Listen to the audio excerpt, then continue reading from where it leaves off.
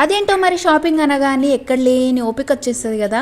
ఇక గంటలు గంటలైనా వెళ్తాము, అదే వంట చేయమంటే మాత్రం ఎక్కడ లేని బద్ధకం వస్తుంది.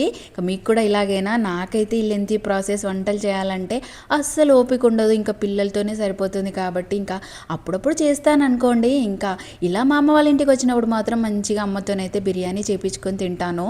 ఇక ఈ రోజు అయితే మంచిగా ఎగ్ బిర్యానీ చేస్తుంది మా అమ్మ. అయితే వంటలల్లో పర్ఫెక్ట్ అయిపోయింది. నాకు కూడా రావు అన్ని వంటలు, మా మమ్మీకి వస్తాయి. ఇక పిల్లలకైతే ఉన్నప్పుడు మంచిగా చేసి పెడుతుంది, స్నాక్స్ చేస్తుంది, వాళ్ళని ఎంటర్టైన్ చేస్తుంది, బిర్యానీ చేస్తుంది. ఆల్ రౌండర్ మా మమ్మీ. ఎంతైనా అమ్మ చేతి వంట అంటే అమృతమే కదా.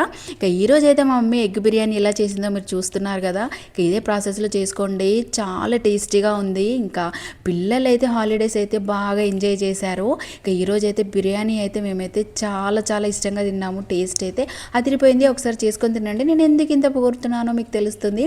మీలో ఎంతమందికి బిర్యానీ చేయడం ఇష్టమా, తినడం ఇష్టమా ఒకసారి కామెంట్ చేయండి. అలాగే వీడియో నచ్చితే నచ్చితే మాత్రం లైక్ ఇవ్వండి. అలాగే మూడే వీడియోస్ కోసం నా ఛానల్ సబ్స్క్రైబ్ చేసుకోండి. మా వాళ్ళ రివ్యూ అయితే వినండి ఒకసారి.